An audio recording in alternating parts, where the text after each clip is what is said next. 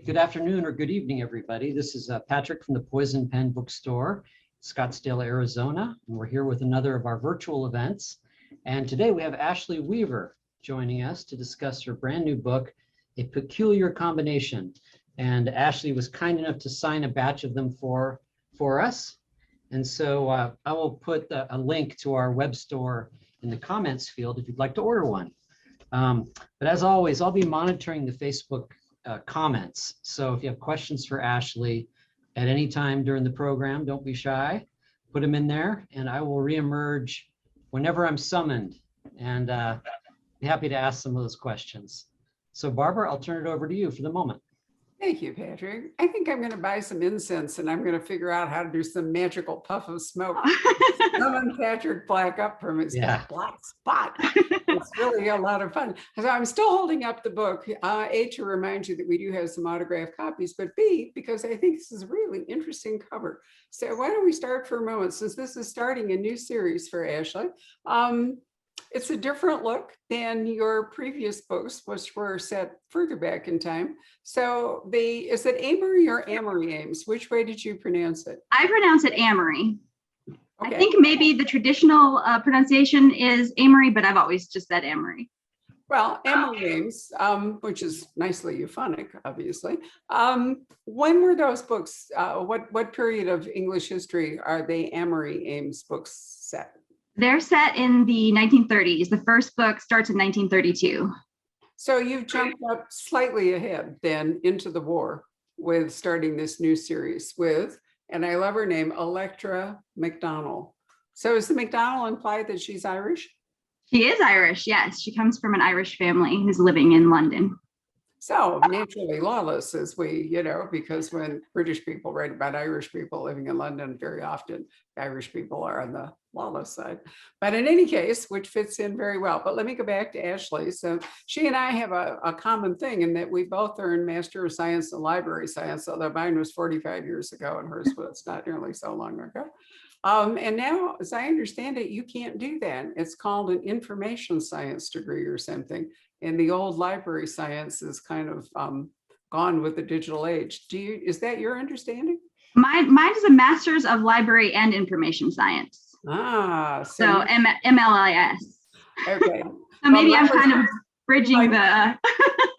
Mine was just MLS, so obviously needed updating. But Ashley's been a librarian and so forth since she was 14, or at least messed around in libraries. They probably didn't actually employ her because it would have been against the child labor laws.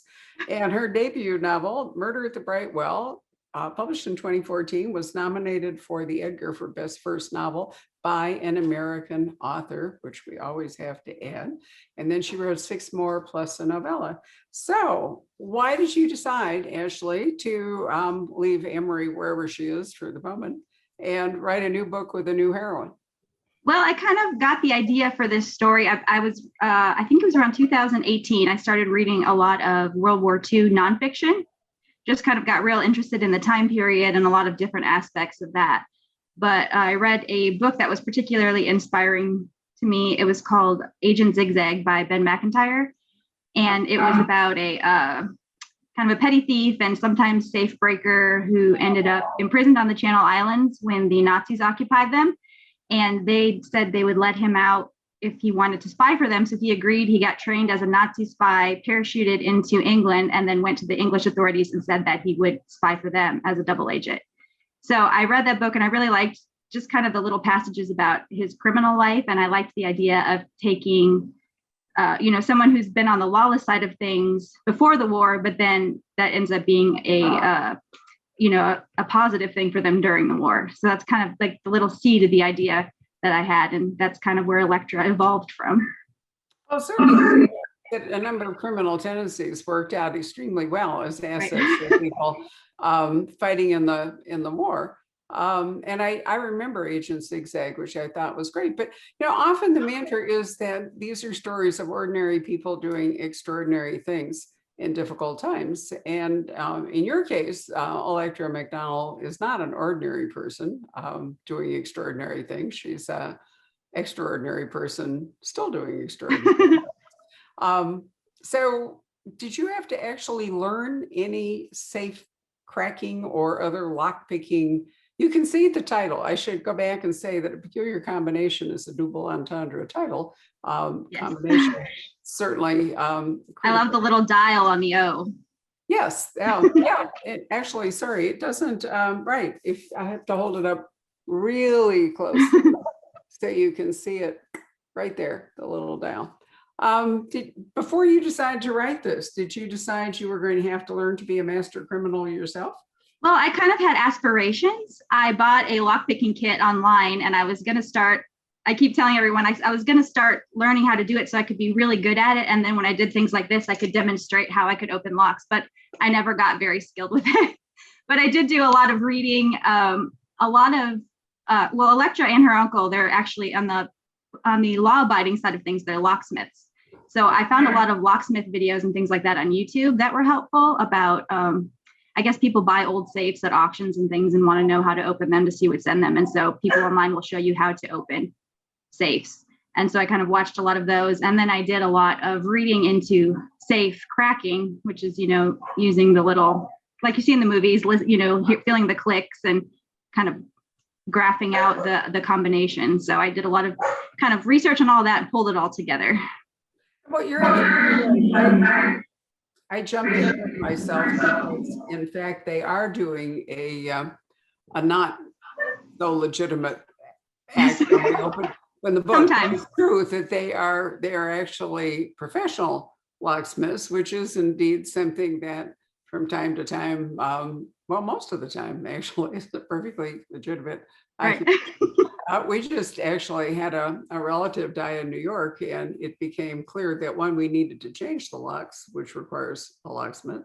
And two, if we were not able to break into the lockbox where the original document of the will was, it's like a novel, right? We would have to hire a locksmith, to get into it. And of course, over millennia, practically, there have been people who tried to devise perfectly safe receptacles for things, and then people who have, decided to learn how to get around those.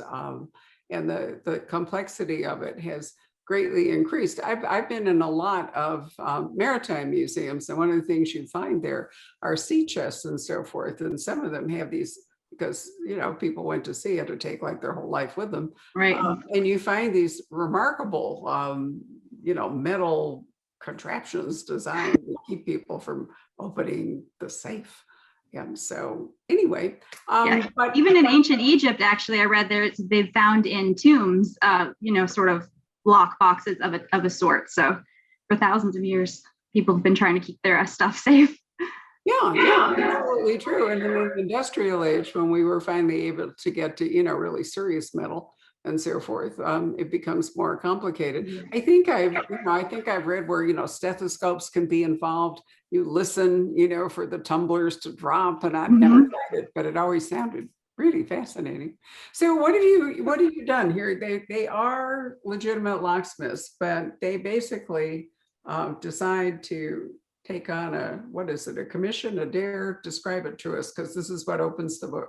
Well, they are legitimate locksmiths, but things have been sort of difficult for them during the war, and they're not above a little bit of safe breaking when tough times call for it. And so they've heard about a safe that supposedly has kind of a good amount of jewelry in it, and they are going to break into the safe. But when they do, they're arrested. But instead of being taken to jail, they're taken to meet a major with military intelligence who tells them they can either go to jail or work for him, retrieving some documents from a safe before they can be delivered to the Nazis. So of course they don't want to go to jail, and they also would like to do their patriotic duty, and that's kind of how they get pulled into this scheme. So basically it was a setup, right? The major orchestrated the setup, created a lure sufficient to get Electra and her uncle. Is it Milo or Milo? Which way do you pronounce it? Oh, her uncle is Uncle Mick. Mick, sorry. Right, okay. Her uncle That Mick. was the other, is Amory's husband. I got confused. You have a fondness for M, apparently. I guess so. Okay, so Uncle Mick and Electra are set up. So the major must have done some research on them. He must have targeted them for a reason, not just for their lockpicking skills, but maybe maybe with the idea that things weren't going so well for them and they might therefore be A, susceptible to the setup, but B, susceptible to working in the war effort. Right. And it was also sort of a test kind of to make sure that they could get into the safe and, make sure that one of their goals is to get into the safe without being able to tell that anyone's been in it, because actually what they're planning to do is substitute some documents for the original documents that they want to steal. That's the major's plan. And so he wants to make sure that they're able to, get into a house and get into the safe, take within it and leave no trace behind. So this is kind of a test to see if they can do it. And they're not actually apprehended until after they've shown that they can do it. Which is, I think, a really, really clever scheme. Thank you. Whether she's going to. Oh, are we back? Okay. We were frozen for a second. That's okay. You know what? If it happens, you can sign out and then Patrick will let you back in, because Okay. Sometimes you can't fix it. It just depends. So what year are we in? If this is a new series, you don't want to plunge us into 1945. So Right. what year of the war are you? Or is it even officially a war yet? It's August 1940. So it's right before the Blitz is about to start. Right. So the actual war was declared in September of 1939. And then there was that long, what they called the phony war. Phony war, right. Right, where everybody was kind of waiting for things to happen. And I'm a little hazy on this. When was Dunkirk? When did it really sort of? I believe Dunkirk was in June of 1940.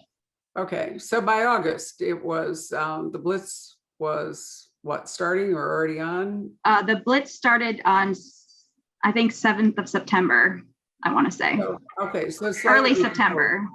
So this is about a month before the Blitz starts. It's a couple months. I'm sorry. It's a couple months after Dunkirk. Actually, Ellie has a cousin who's been missing since Dunkirk. So kind of works that into her family's history. Sadly, there were a lot of casualties or just people who got lost in Dunkirk in that evacuation, which was miraculous that it saved as many people as it did. Right. But it's certainly a feature of the war in many, many war stories that people couldn't be accounted for. And, people around them were therefore in limbo. And sometimes eventually they were discovered alive. And sometimes sadly, it was discovered that they had died, but there was no absolute certain information didn't travel with the warp speed that it does today. Definitely. Yeah. So anyway, how does Electra feel about this? She couldn't have been terribly pleased to discover that she had been set up and then possibly recruited. No, she's got a little bit of a temper, and so she's a little bit angry that they've been set up. She's the sort of person, she has a good heart, and she's down for a noble cause. So she would have been willing to help probably if she had been asked, but she doesn't like to have been kind of tricked into it. But at heart, she does want to help. And so that's why she agrees to go ahead and get involved. And what about her uncle? Her uncle also is keen to help. They're a patriotic family. And as I mentioned, one of her cousins has been missing since Dunkirk. Her other cousin is a mechanic for the RAF. So while her cousins are away doing their bit for the war, she's kind of feeling like she needs to do something too. So this is kind of her opportunity to step up and do that. Well, women did play actual roles in World War II. It's a little different than World War I. If you go back and read, Jackie Winsper's looking back and other people who've written about World War I and how the roles for women in combat, at least, were limited. Charles Todd writes a wonderful series, which is now it's ended, but about Bess Crawford, a nurse, which was an occupation. I think Macy Dobbs, wasn't she an ambulance driver? I think so. I think so. So there were things that women could do, but going into combat was still not one of them. So in a way, what Electra gets to do here is a version, at least, of going into combat, right? A role that she as a woman can fill. And certainly it's full of spies and danger and intrigue, and you've got a lot to play with. What would you envision Amory would be doing when the war started? Because, she's not very old, so she's going to clearly, unless accident intervenes, she and, is it her husband is the Milo. in person, right? Yes. Okay, so she and Pelo are obviously going to make it up to the war. Right. Are you going to play with that at all? Are you going to let them kind of catch up or involve her, or are you going to keep her back in the 30s? Thought about it. I believe the last book is I'm up to, I think, late 1934. So this is only 6 years later. So definitely, like you said, they'll be there in London, or they have a country house in Kent. But definitely the war is going to affect them at some point too. So that's an interesting thing to think about for sure. I've never really. Oh, sorry. Go ahead. I was just going to say she's a very different character, right, than Electra, and has many more assets and so forth. So you have to wonder what sort of, would she have taken in children? Would she, volunteer in some way? What would her husband, who's, sort of a bon vivant and the guy, what would he do? Because, a lot of them went into spy work or right. just enlisted and actually fought. And, it is, are you thinking of continuing with Amory, or are you going to leave them peacefully in Kent for a while? I definitely would like to continue with her at some point if I get the chance. They've kind of left off in, like you said, a nice peaceful place right now. They're kind of have their little bit of happily for the moment, at least. So we'll see what happens with them down the road. But yeah, I do like the idea of thinking about it. Like you said, I'm sure they probably would have taken in children to have the big house in Kent, and I'm sure Amory would be involved in a lot of committees and all that kind of thing. She could run. Could run a hospital or something. Right. That thinking back to Downton Abbey, when they turned the house into. No, I realized that, you're starting in a new series and you're going to focus on Electra, but I always think it's nice for people who've enjoyed your earlier books to leave your characters in a place where you can imagine that they are going on with their lives and they're relatively okay, or they're dead, Well, like you said, yeah, this is only 6 years later or so. So yeah, it's definitely interesting to think about for sure, because that's, not too much farther down the line. That's something they're going to have to deal with too. So I like the idea of thinking about where they go. So you've mentioned documents as a necessary, as part of this sting to see if they can open the safe and substitute documents and so forth. So have you, or are you about to learn how to forge documents? And if you're going to write about them credibly, are you going to figure out how to do that? I have not looked I've looked a little bit into forgery when I was writing this book, just kind of some of the kind of basics. It's not the documents that they are trying to steal are actually like plans for some weapons.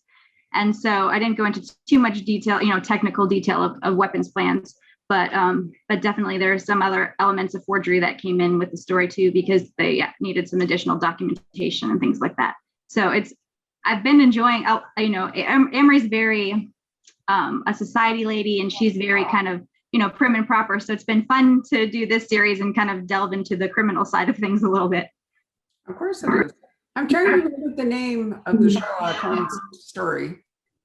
Probably have to get Patrick to text me. But anyway, there is a Sherlock Holmes story in which documents relating, if I think I have it right, to a submarine or anyway, some kind of a naval vessel are part of the plot. And even though this is Edwardian time or late Victorian, because I don't remember when he wrote it, I think that Britain was already aware that Germany was hostile to them before World War I. And was it like Bruce Partington or some such thing? Pratt, why can't I think of the name? Anyway, it's one of the Sherlock Holmes stories, and it does involve documents and somewhat similar scenario to what you're talking about. And today, with all the cyber, it's still going on, but today we have hackers and cybersecurity and people trying to steal. So many people sneaking in and out of rooms and, slipping papers out of files and stuff like that. Well, I like your old school version of it a lot better than the cybersecurity thing. And indeed, there were a lot of documented ruses during the war.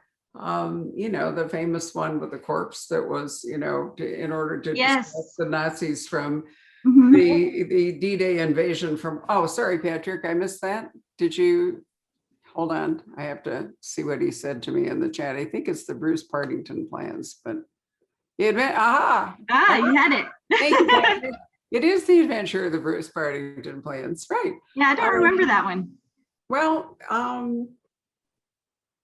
it's The title's vaguely familiar, but it's been a while since I've read all my Sherlock Holmes. I mean, you can go all the way back to, some Elizabethan instances, because Mhm. Francis Walsingham really started the modern spy idea, working as the spy master for Queen Elizabeth I, when they were at war with Spain, and then there was the whole thing going on between the Protestants and the Catholics and Mary Queen of Scots and so forth.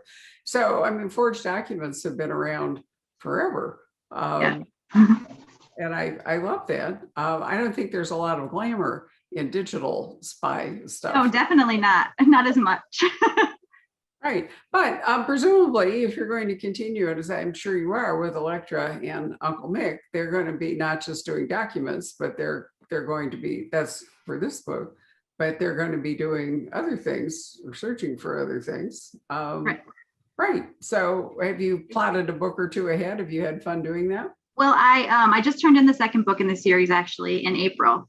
And so not to give too much about that way, but I did give away, but I have got to look into a couple other sort of criminal things. And the other day I said, I'm sure I'm on an FBI watch list now because I was researching how to like blow stuff open with nitroglycerin and things like that. So I'm sure my search history is interesting, but yeah, so it's been interesting to do that. And then also Ellie and her uncle kind of have, being on that side of the law, they have several associates with different kind of skill sets and things who may be able to, come in handy later on. Right. I'm sort of seeing Soho in front of me because that was a place where a lot of London gangs and London criminals would hang out in the various, slightly seedy but sort of glamorous whole Soho area with clubs and there was a lot of music. There were, number of African Americans who were in England playing music in Soho and bands and so forth. A lot of great stuff going on there. And I briefly lost my train of thought. Where was I going with all that? Right. So you could indeed assemble a gang, or they could call upon people that had other kinds of skills. What's the, is there reimbursement for this? I mean, people, no matter what they're engaged on, they still have to actually buy groceries and so yes. forth. So is there, if you're envisioning people taking on this kind of a role, there must be some pay scale and some way to pay them, maybe not on the official payroll, but on some sort of unofficial payroll in order for them to just do the daily exigencies of living. So what have you set up? Yeah, they are being paid to kind of work for the military, but that's kind of with the condition that they don't do any more illegal activities. So they're kind of on a trial basis. As long as they behave themselves, they're being paid for doing their part.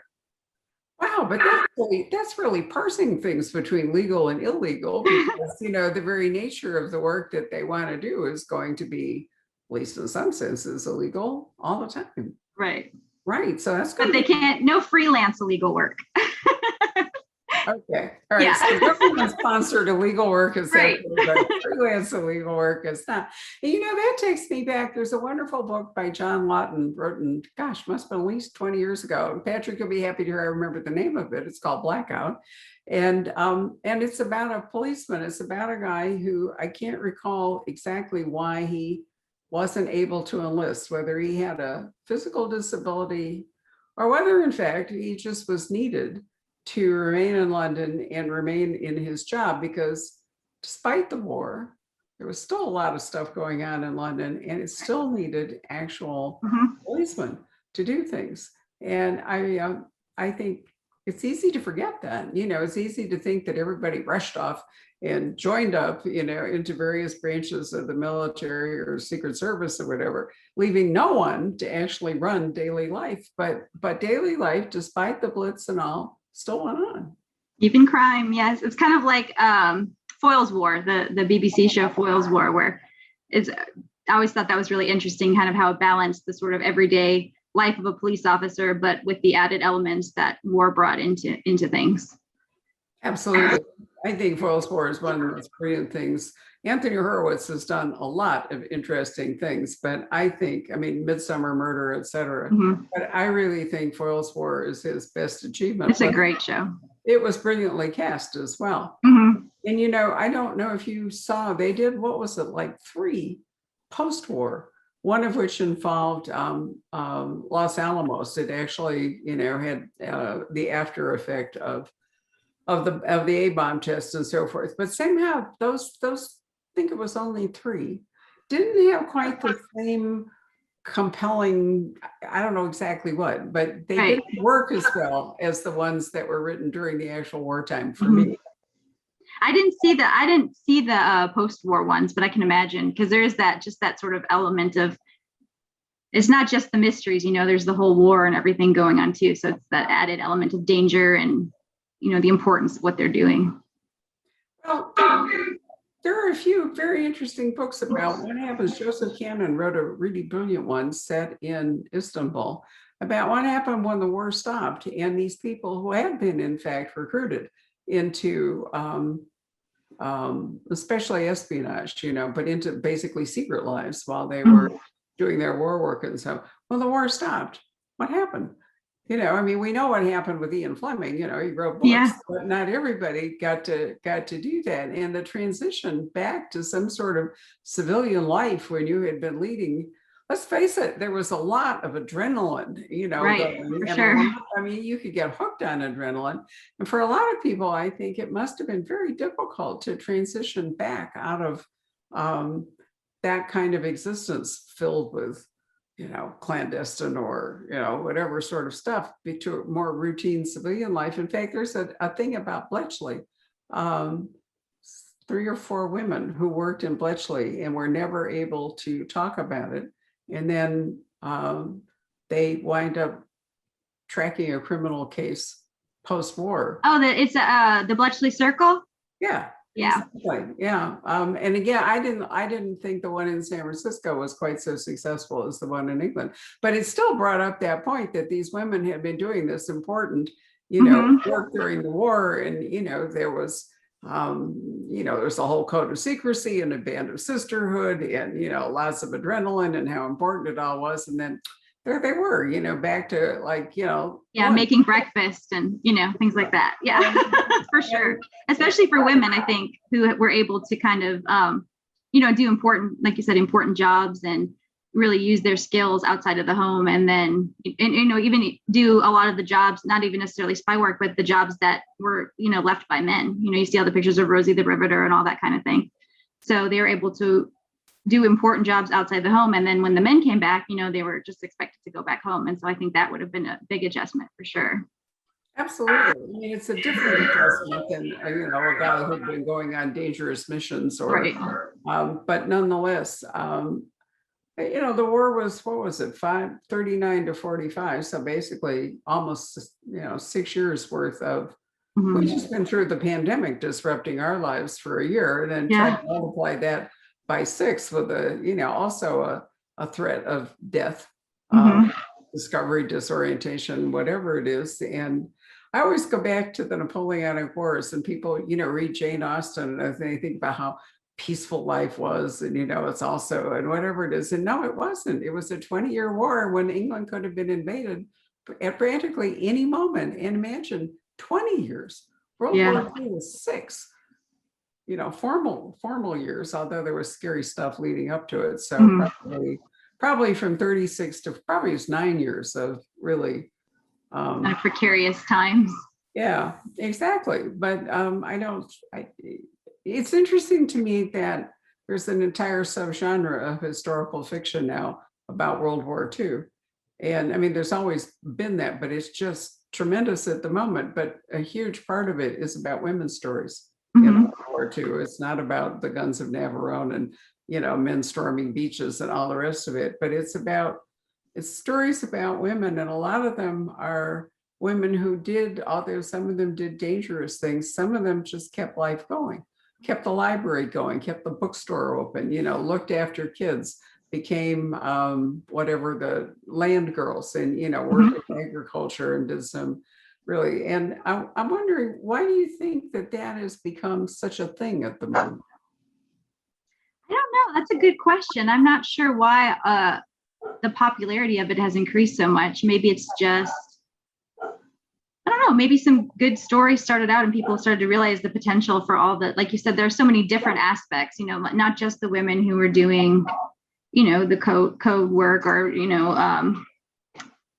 that kind of thing, but also women who had to fill all these different jobs and step up to the plate and take care of things at home while the men were off to war. So everything became important, basically. So I think that's just really, it's really appealing to look at all the different aspects that women were able to, to do during the war. Well, one thing that works is the fact that we know how it came out. Right. To a great degree, we know how their stories ended, but there's been an international aspect of it. I mean, there's just one out about 9 women. I can't remember if they're Polish or German or something. There's a tremendous amount about French. Well, I'm trying, Kristen Hanna's, book about. Oh, the Nightingale? Yeah, Nightingale, right. About women, or Mark Sullivan has a new book out about German people who had settled in the Ukraine for like 100 years, and then they got caught between the oncoming Russian army and the Nazi juggernaut. And, did they run east and hope the Russians didn't wipe them out, or did they go west and hope to dodge the Nazis? And that stories for both men and women. Mm-hmm. But we're seeing a much more global look to it, not just stories set in England or the Channel Islands or France, but we're beginning to branch a lot more. Philip Kerr wrote wonderful books with German background about, Bernie Gunther and what it was like to be a policeman. Again, another policeman. And he was all over the place in terms of the war. He didn't do a linear thing.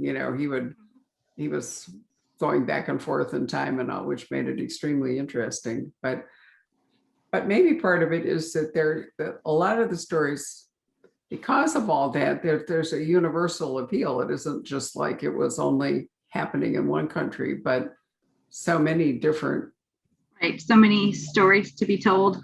I found that even when I kind of got into my World War II nonfiction phase, I would read a book about one element of the war, and then you read about something totally different. I read a book about a serial killer. I think it was called Death in the City of Light. It was a serial killer in occupied Paris. Right. And so that was just so fascinating because, you not only have the Nazis occupying Paris, but you have the serial killer running around killing people. And it's just like a fascinating true story I'd never heard of. Or then I read, Agent Zigzag, where I read a book about the Ministry of Ungentlemanly Warfare by Damian Lewis, about kind of the development of the SAS Special Forces and kind of this change in how, warfare was implemented and things like that. And so just there's so many different facets of the war that you can explore, whatever your interest is. There's something about the war that you can read about. So I think it's kind of widespread appeal. Stephen Hunter just wrote an interesting book called Basil's War, or Basil's War, depending on which way you want to pronounce it. We're back to that thing again. Yeah. And one of the things he highlights was people in entertainment who went off to war theaters in order to boost the morale of the troops. Mm-hmm. We all know about Bob Hope and his Christmas shows and all, but in his book, Vivian Lee is going to go off to, I think, North Africa, if I remember right. But anyway, there are so many different ways that people tried to contribute, whatever skills or whatever they had, to the war effort. There's not nearly as much available to us in English about the Asian theater. I mean, there are some terrific books that go all the way back to the Japanese invasion of Nanking. I think it was Mo Hader wrote a book set about the rape of Nanking and so forth. That was amazing, and but I think that those stories are somewhat less familiar to us than the whole European theater. I mean, our focus tends to be more Nazi than it does Japanese. Right. But then every once in a while, there's one of my all-time favorite World War II stories, again by Stephen Hunter, It's called The 47 Samurai, and it actually is in the Asian theater. James R. Ben has written a terrific series of books about Billy Boyle that I don't know if you know those, but they are wonderful. They start out with the Norwegian royal family in England, the Norwegian exiles. And so Okay. they start, I think, in 1940 with that particular problem. And he's written his way all around the European war theater with different things going on. And he's been in Switzerland, he's been in the Vatican, he's been in North Africa, he's been in Italy coming up. So he is doing it chronologically, is in some sort of a thing. Ireland has been involved more than once, because we have to remember that Ireland, not the British part, but the rest of Ireland was a free state. I mean, a neutral state during Right. it didn't join along with the northern part that was still part of England and still part of our whole problem today. But Right. Anyway, that's a terrific series. But what's great is that every book is different. The characters are different, the perspective is different, the stories are different. So even though there's this avalanche of books about all this, each one of them is distinctive. Yes, there's so many interesting things. I just read a really a great book called Olive Bright Pigeoneer. Yes. By Stephanie Gale. And that was so fun, because you never think about pigeons. That's such a niche interest, but like the role that pigeons could have played in the war. And so I found that book really, really fun and interesting to read. They were an official part of the war. I mean, they actually were like the Pigeon Flying Corps or whatever it was. And some heroic pigeon brought the news of something, went on this incredible flight across, France of the Channel or something, and brought the news back to England. My Lord. Yes, I did enjoy it. We're going to talk to her in August as part of a historical novel program. But I almost thought it was a joke when I first saw it with the cover, and I thought, come on. And then it turned out to be a really compelling story. Fascinating. Yeah. And she's a young woman, again, who had, an unusual skill, i.e. raising, or training passenger pigeons, carrier pigeons. And all of a sudden she had this big role to play in the war, and they come and informally recruit her and her birds. I loved it. Yeah, I loved it. Such a fun idea. Yeah. So I think like you said, that's one reason why it's so popular, because, there's just so many interesting things. There's something for everyone. Well, there is. And again, as we just said, there are a lot of roles for women that nobody really thought of particularly, but women contributing to the war effort in all kinds of fascinating ways. So I really enjoyed it. You've mentioned some books that you have liked pertinent to all of this, but are there, other things that you'd like? Because this always comes up in the questions. So I'm stealing your thunder, Patrick. But people are always interested in knowing, what you're reading in any books you might want to recommend to people listening. I just started reading Ariadne. I can't remember who the author is. It's a new one. It's really good so far. I started that one. I just read the first Shadow and Bone book after the Netflix series came out.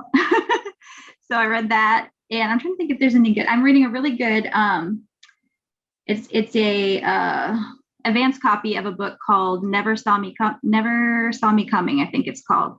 And it's about a group of 7 students who are recruited for a psychological study at a university. They're all psychopaths. And so they get a free ride to college as long as they do these kind of tests and stuff every so often. But then now there's a killer loose on campus. So, is it one of the psychopaths? Are the psychopaths going to be involved in finding the killer? So it's really good so far. I'm enjoying that one a lot. But you're more likely than crime fiction, obviously, in order to write your historical fiction. How's your training? So did you train as a research librarian? I did. I worked at the Library of Congress in the Congressional Research Office. And I really loved, I was nominated to it by my library school. They had a recruitment program back then. And I absolutely love research, but the problem is you can get so lost in it. You start doing a deep dive down it. So did you have any formal training when you got your library degree in research? My library degree, like my degree program was in public libraries because I've worked in public libraries, for years and years. And so I started in high school, kind of an after school job sort of thing. And then I ended up loving it and going all the way to get my master's degree. But so I think we did have some kind of, research reference kind of classes that I enjoyed, but I worked at a reference desk at a public library for a while. And that was really fun because we got all kinds of questions. You never knew what people were going to call and ask you. And so I think one time somebody called and asked how they could donate their body to science, or, there's somebody who called to get the prices of gold like every day. So you're always kind of on your toes, never knowing what you're going to have to look up. And so that was always interesting for me, for sure. Right, but you must have had to deploy those skills in order for you to be writing historical fiction. So what do you find is the most useful? Do you find reading other people's work about it? Are you dependent on your phone? Does it, like stapled to your hand, or how do you do it? I do a lot of just research at my computer. It's nice working at a library because if there's anything I need, a book, I can get my hands on it really easily. That's definitely comes in handy working with the research materials. And so I do a lot of reading. Our library has databases so I can access, journal articles and things like that. I found some interesting stuff about safe cracking and that sort of thing when I was doing that kind of research. So I'd say definitely library skills come in handy. And then my undergraduate degree is in English. And so I wrote a lot of papers for that too. So I had a lot of experience researching for sure. Well, if you've been trained in research, you realize that the credibility of your sources is a serious part of the whole thing. And the problem with internet research is that any idiot can say anything. Right. And, you have to be able to discern if you're relying too much on Google and its algorithms or other stuff. You have to really be careful that the information that you acquire is legitimate and pertinent. So I still like original sources, and I still like printed sources when possible. We did a really fascinating thing, Ashley, with the guy who is I'm trying to remember, I think he's still the Encyclopedia Britannica, which, to be honest, I thought it kind of disappeared, because that used to be a thing when I was young. It was a big thing for a family to invest in a set of Encyclopedia Britannica. So, the kids, including me, could, learn to use the encyclopedia Right. and write school papers and everything. And I thought they'd kind of gone out of existence, but no. And now they are, in many very pertinent. And one of the points that he made in a couple of fascinating evenings we did with him at the Poison Pen is that if you are doing research, you're way better off to go to Encyclopedia Britannica's online thing than Wikipedia.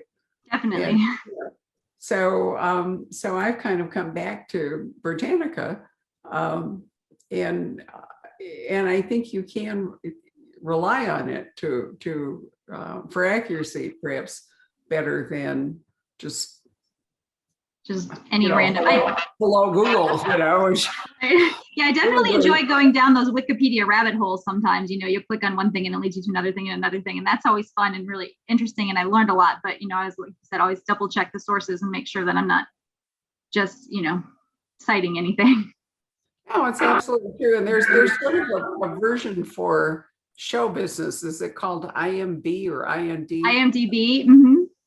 And that's fascinating. If you're like getting engaged in serial television or watching old movies or something or other, and you want to know the cast, and then you're right, that can lead you to, who are the partners of the person you're looking at. And I mean, they are rabbit holes, aren't they? I was on there earlier today, actually. I use IMDb all the time. I'm a very research oriented person. So anytime I hear about a movie or I read something in a book, I always want to go and kind of dig further into it. So I always enjoy doing that.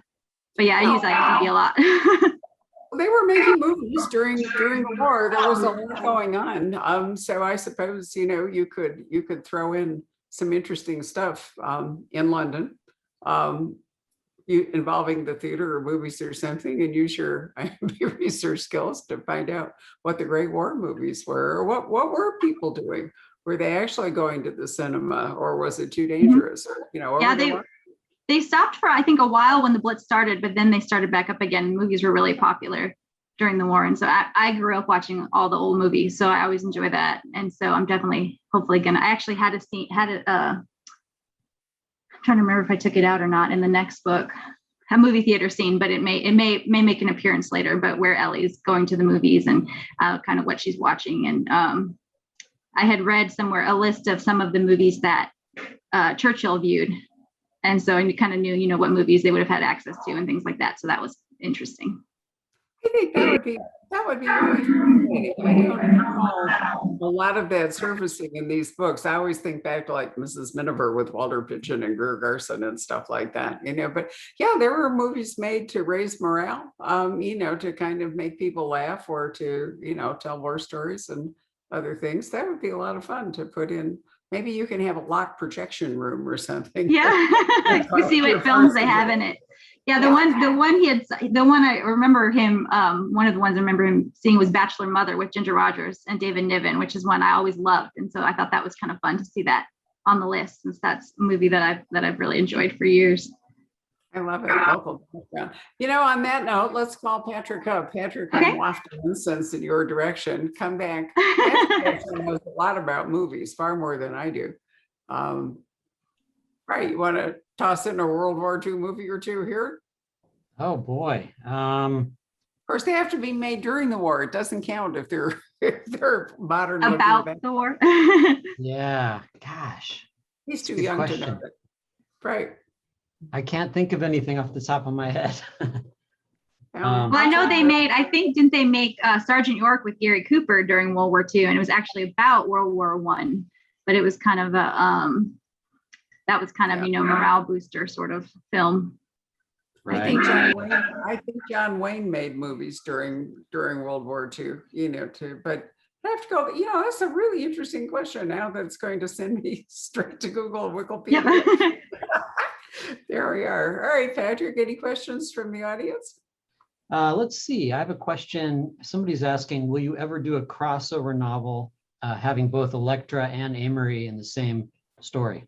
Oh, I don't know. I don't have plans for one right now, but I like the idea, especially since their time periods are so close together. So we'll see what happens. I'm definitely keeping it in mind. Right. Let's see. Oh yeah, somebody says Yankee Doodle Dandy with Jimmy Stewart Oh, was a wartime movie. Interesting. I just have somebody making a comment saying she just got a Deception of Thorncrest. Can't wait to read it. oh, great. Hope you enjoy it.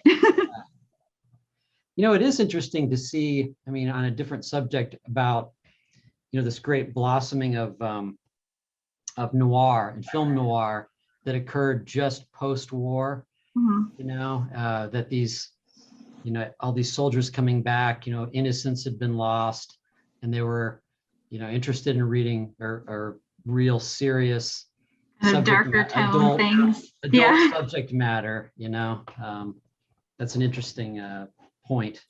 The whole subject of post-war, re-entering life, civilian life or sort of post-war life is fascinating. Everything is, winning the war is such an enormous effort, so energizing, and everybody's dedicated to it and fused together. But what happens when it's over?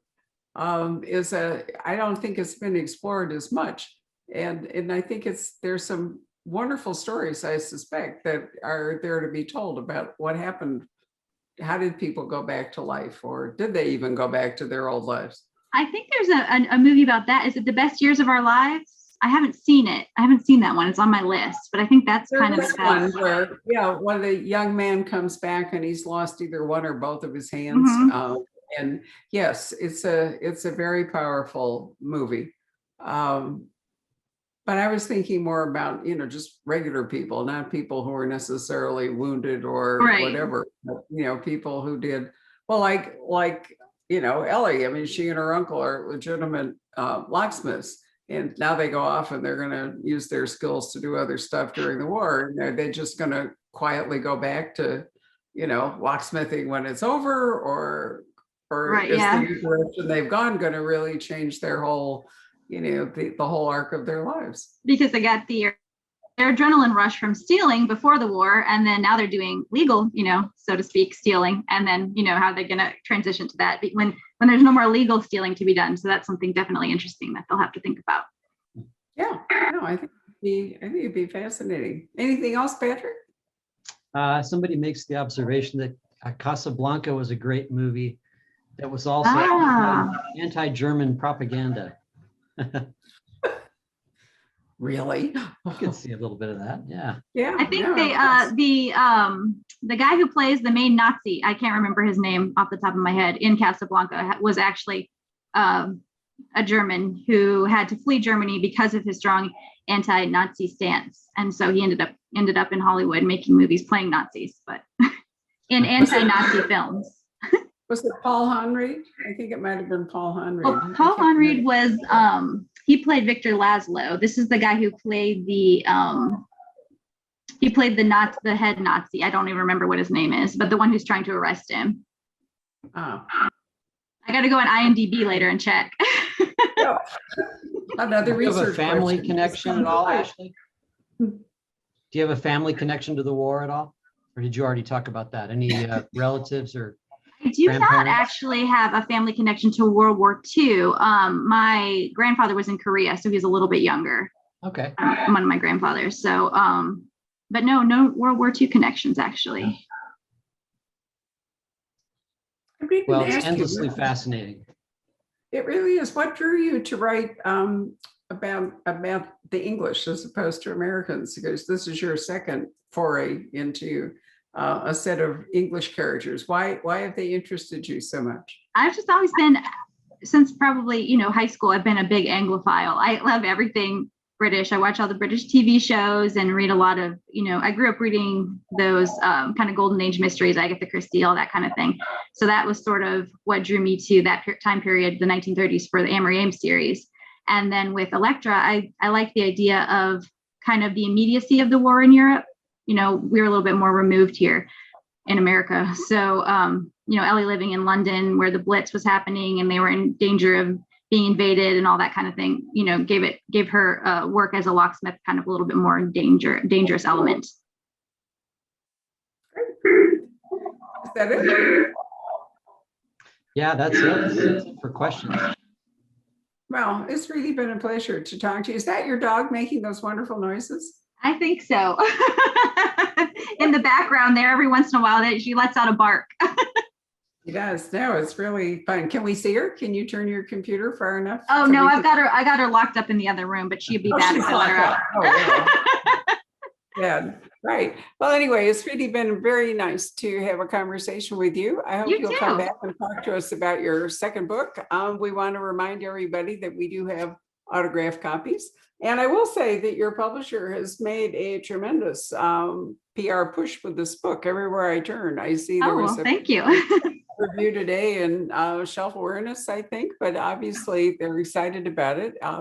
It's a really good book to read, maybe over Memorial Day weekend, for example, an ideal time. Seriously, it's this whole it's like a gigantic mosaic. All of these books about World War II.